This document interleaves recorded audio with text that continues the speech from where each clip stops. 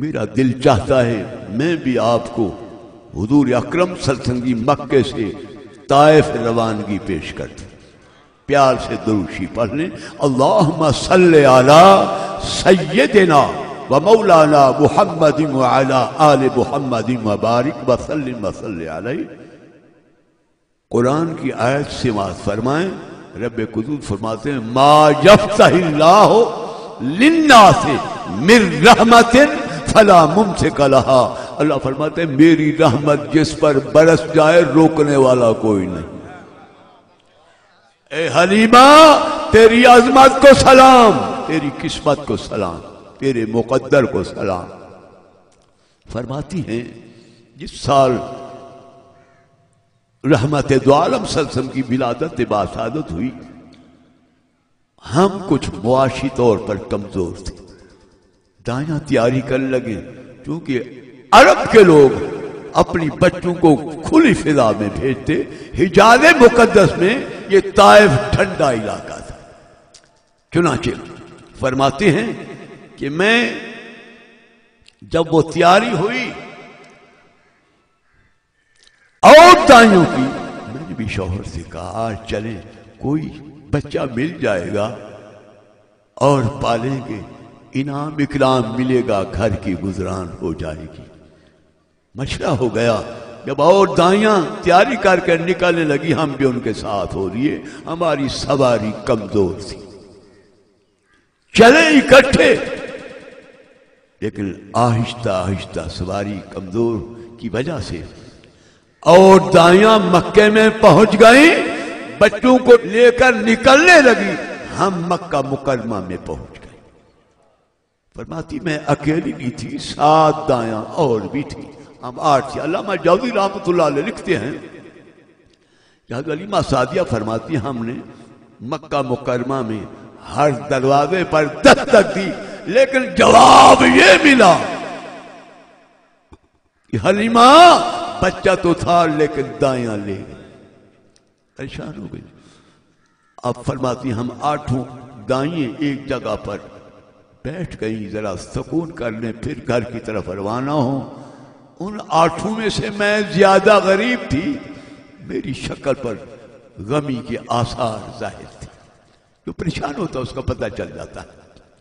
فرماتی اب جب ہم وہاں سے نکلنے لگی، کھڑی ہوئی تو ہم نے مکہ سے نکلنے کے لیے گلی وہ استعمال کی کہ اس گلی میں آقا دو جہاں کا گھر تھا.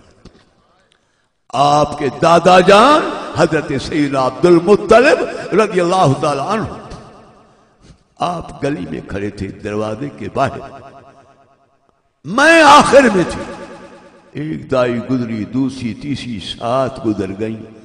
جب میرا نمبر آیا تو حضرت عبد المطلب رضی اللہ عنہ نے فرمایا حلیمہ کیا بات ہے، پریشان کیوں ہے؟ فرماتی اتنی بات کی تو میری آنکھوں سے آنسو آ گئے.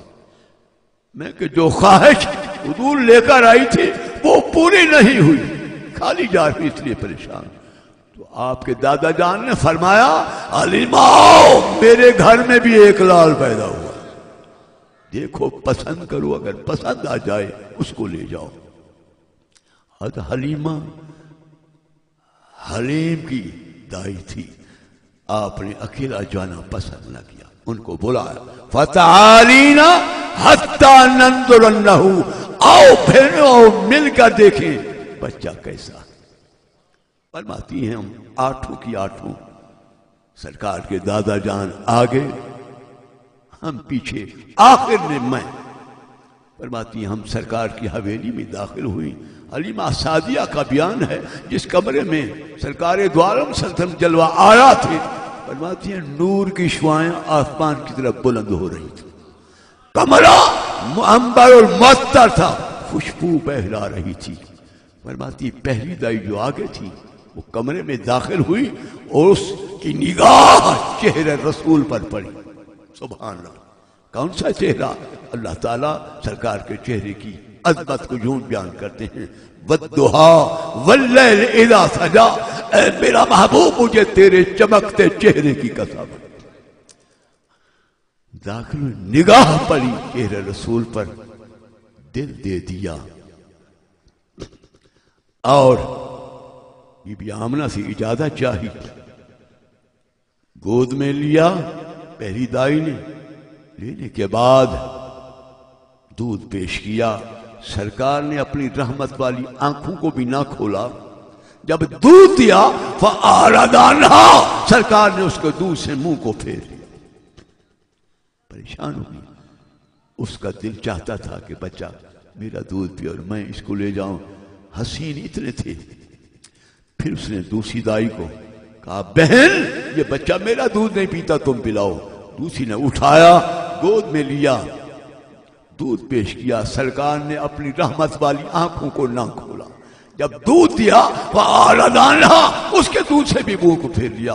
اس نے تیشی کو آپ تیشی کی گود میں گئے. جب نہ رحمت والی آنکھوں کو کھولا، جب دودھ دیا فَأَعْرَضَ عَنْهَا، اس کے دودھ سے بھی منہ کو پھیر لیا. ساتوں دائیوں نے باری باری اٹھایا، لیکن اللہ کے محبوب نے کسی کے دودھ کو منہ نہ لگا، نہ رحمت والی آنکھوں کو کھولا. نمبر تھا حلیمہ کا. فرماتی میں تڑپ رہی تھی، رو رہی تھی. اتنا حسین بچہ جو چھوڑنے کے قابل نہیں ہے، ساتوں کا دودھ نہیں پیا، پتہ نہیں میرا پیے نہ پیے. غم سے درد سے آنسو نکلے. کسی کا ایک آنسو بھی ہزاروں رنگ لاتا ہے، کسی کا عمر بھر رونا یوں ہی بیکار جاتا ہے. آنسو نکلے. سرکار کو اٹھایا. فرماتی ہیں جب حضور کو میں نے اٹھایا گود میں لیا، میری گود میں آتے ہی اپنی رحمت والی آنکھوں کو کھول دیا. علامہ جودی لکھتے ہیں، علیمہ سعدیہ فرماتے ہیں ہین رآنی فتبسم، جب میرے منہ کو سرکار دیکھا تو تبسم فرمایا. اس تبسم کی عادت پہ لاکھوں سلام. فرماتے میں نے دہنی جانب بارگاہ نبوت میں پیش کی، پینا شروع فرما دیا. جب دہنی جانب ختم ہوئی میں نے بائیں پیش کی. فَأَعْرَضَ عَنْهَا، سرکار نے منہ کو پھیر لیا. مجھے دیکھا، میں نے آپ کو دیکھا. اشارہ یہ تھا اما حلیمہ جو میرا حق تھا وہ میں نے پی لیا. یہ دوسری جانب میرے رضائی بھائی کی ہے، محمد اس کا حق نہیں پینا چاہتا. محمد مساوات کا نمبردار ہے، انصاف کر جایا. اگر وہ آج انصاف نہ کرے قیامت تک کون انصاف کرے گا. روایت کے اندر آتا ہے اب حضرت سیدنا عبد المطلب رضی اللہ عنہ نے پوچھا حلیمہ کیا بنا؟ حضور بچہ پسند ہے عطا فرمائیں. لیکن حضرت سیدنا عبد المطلب رضی اللہ عنہ فرما حلیمہ پسند تو نے کر لیا ہے، انہو یتیم، یہ بچہ یتیم ہے، باپ نہیں ہے. یہاں سر چکا دیا، ٹھڈا سا نکل گیا. سر اٹھایا، عرض کی امہلنی حتی اشابر بالی حارثہ، حضور بولت دے میں گھر والے سے مشورہ کر کے ابھی آتی ہوں. باہر گئی. جب شوہر نے دیکھا قریب حلیمہ بچہ کیسا ہے؟ ہر بڑے بڑے حسین دیکھے لیکن ایسا حسین بچہ میری آنکھ نے آج تک نہیں دیکھا. پھر دیر کیسی؟ دیر اس لیے کہ بچہ تو حسین ہے لیکن یتیم ہے، باپ نہیں ہے. عارض نے شوہر نے سر جھکایا. تھوڑی دیر کے بعد سر اٹھایا اور ٹھنڈا سانس نکل گیا اور کہا حلیمہ میرا خیال ہے خالی جانے سے بہتر ہے یتیم کو ہی لے جائیں. چنانچہ مشورہ بن گیا. آپ دوڑی بی بی آمنہ رضی اللہ تعالی عنہ سے اور حضرت سیدنا عبد المطلب رضی اللہ تعالی عنہ سے عرض کی ہمارا مشورہ ہو گیا. صاحب فرمائیں حضرت آمنہ رضی اللہ تعالی عنہ نے بی بی حلیمہ کو دیا سرکار کو.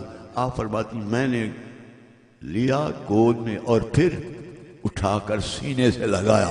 پھر میں نے دل کی کوٹری میں جھانکا، کتنی خوشی. فرماتے ہیں جب سے پیدا ہوئی اتنی خوشی مجھے کبھی نہیں ہو جو نبی کو اٹھاتے وقت میں خوش ہوں. فرماتی ہیں اب اٹھا کر میں بہن نکلنے لگی. پھر کیا ہوا؟ در و دیوار، شجر و حجر، جمادات، نباتات، کائنات کا ذرہ ذرہ آواز آئی بشرا کہ یا حلیمہ، اے حلیمہ تجھے مبارک ہو، یا اللہ نے تجھے اپنا محبوب عطا فرمایا، تیرے حصے میں آیا. بات مقدر کی ہوتی ہے، قسمت کی ہوتی ہے. ایک شاعر نے خوب کہا ہر پھول کی قسمت میں کہاں ناد عروس. ہاں کچھ پھول تو کھلتے ہیں مداروں کے لیے بھی. آپ لے کر جب باہر آئیں تو شوہر نے آپ کو دیکھا، مہار کو پھینکا، قریب آیا، حلیمہ تو نے بڑی تعریف کی، ہزاروں کا آپ پلٹو دیکھو بچہ کیسا ہے۔ جب حضور اکرم صلی اللہ علیہ وسلم کے چہرہ انور پر حارث کی نگاہ پڑی، شوہر حلیمہ کی، آنسو آگرو تو کہا حلیمہ بچہ تیرے بیان سے زیادہ حسین ہے، اس کو ڈھانپو کہیں بد نظری کی نظر نہ لگ جائے، اور یہ بچہ بخت والا معلوم ہوتا ہے۔ چنانچہ اونٹنی کو صحیح کیا، آگے شوہر حلیمہ بیٹھے، حلیمہ سعدیہ رضی اللہ تعالیٰ عنہ پیچھے بیٹھی، حضور صلی اللہ علیہ وسلم کو گود میں لیا۔ اب مکہ مکرمہ سے روانگی ہو رہی ہے۔ حضرت حلیمہ رضی اللہ تعالیٰ عنہ فرماتی میرے شوہر نے مہار کو کھینچا، اونٹنی کھڑی نہ ہوئی، مارا پیٹا سب کچھ کیا، آخر میرے شوہر نے کہا اے اونٹنی کافی عرصے سے ہمارے پاس ہے، کمزور ضرور ہے لیکن تو نے اٹھنے سے کبھی انکار نہیں کیا، آج تجھے کیا ہو گیا؟ اب جو کچھ اونٹنی نے کہا، ایک شاعر نے اس کو یوں قلم بند کیا کہ بلند ہوئی اس اونٹنی کی یہ صدا، بے خبر سرکار کو آگے بٹھا۔ بلند ہوئی اس اونٹنی کی یہ صدا، بے خبر سرکار کو آگے بٹھا، جب تک آگے نہ بیٹھیں گے نبی میں قیامت تک نہ اٹھوں گی کبھی۔ اب شوہر حلیمہ نیچے اترے، کہا حلیمہ بات کچھ اور ہے، تم آگے بیٹھو میں پیچھے بیٹھتا ہوں۔ حلیمہ رضی اللہ تعالیٰ عنہا آگے بیٹھی، سرکار کو گود میں لیا، شوہر پیچھے بیٹھا۔ حلیمہ سعدیہ فرماتی جب میں نے مہار پہ ہاتھ رکھا اور اونٹنی کھڑی ہو گئی، کرنٹ پیدا ہو گیا۔ اب فرماتے ہماری روانگی، اب جب ہم چلے، جب آئے تھے پورے مکے سے کسی نے پانی نہ پوچھا، لیکن جب حضور کو لے کر چلے تو سب سے پہلا استقبال کعبۃ اللہ نے فرمایا، آواز آئی الصلاۃ والسلام علیک یا حبیب اللہ، الصلاۃ والسلام علیک یا نبی اللہ۔ فرماتی ہیں اونٹنی کی رفتار بھی بڑھ گئی، طاقت بھی آ گئی، اور ہماری عزت اور عظمت کا یہ عالم تھا جب ہم گزر رہے تھے جس راستے سے، دائیں بائیں جو پہاڑ، درخت، چرندے، پرندے جو بھی تھے درود و سلام کے گجرے پیش کر رہے تھے۔ فرماتی وہ دائیاں جو ہم سے پہلے جا چکی تھی، میری اونٹنی ان کے قریب ہو گئی، انہوں نے دیکھا حلیمہ تو آ گئی، فرماتی ہیں حتیٰ کہ میری اونٹنی ان سے بھی بڑھنے لگی۔ انہوں نے کہا حلیمہ رک جا، بات تو سن۔ فرماتی میں نے بڑی کوشش کی لیکن اونٹنی میرے قابو سے باہر ہو گئی۔ جب آگے بڑھی تو انہوں نے کہا حلیمہ ہمیں پتا ہے تیری سواری تبدیل ہے، وہ سواری نہیں اس سواری پہ تو آئی تھی۔ روتے ہوئے فرما بہنوں سواری تبدیل نہیں، سوار تبدیل ہے جس کی برکت ہے۔ فرماتی ہیں ہم گھر میں پہنچ گئے، وہ گھر جو فقر و فاقہ کا مرکز تھا، غربت افلاس موجود تھی، بکریاں تھی، تھنوں میں دودھ نہیں تھا۔ جب لجپال محبوب ہمارے گھر میں آئے تو پھر اللہ کی رحمت کی برسات ہوئی، بکریوں نے زیادہ دودھ دینا شروع کر دیا، اتنا زیادہ دیا خود بھی پیتے، بچوں کو پلاتے، گھر کے برتن بھی بھرتے، ہمسایوں میں بھی تقسیم کرتے۔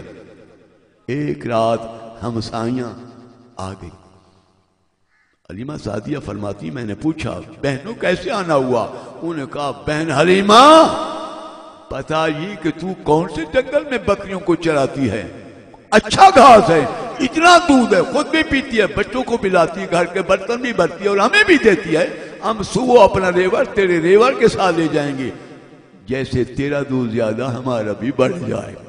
لیکن حلیمہ سعدیہ نے فرمایا بہنوں یہ جنگل اور گھاس کا کمال نہیں، یہ پنگوڑے والے کا کمال ہے۔ کچھ دن گزرنے کے بعد فرماتی دن کا وقت تھا، میں نے سرکار کو دودھ پلایا اور میں نے پنگوڑے میں سلا دیا، ہمسایاں آ گئیں، جب آئیں میں نے پوچھا بہنوں کیسے آنا ہوا؟ انہوں نے کہا حلیمہ سچ بتا ہم بھی رات کو چراغ جلاتی ہیں لیکن ضرورت کے ٹائم جب ضرورت ختم ہوتی ہے ہم اپنے چراغوں کو بجھا دیتی ہیں، لیکن تیرا چراغ ساری رات جلتا ہے، تیرے پاس پیسے زیادہ ہیں۔ فرد جذبات سے آنکھوں میں آنسو آ گئے روتے فرمایا بہنوں تم چراغ کی بات کرتی ہو، جب سے محبوب یہ آیا ہے مجھے چراغ جلانے کی ضرورت نہیں، میرا کمرہ بھی نوران، میری حویلی بھی نوران۔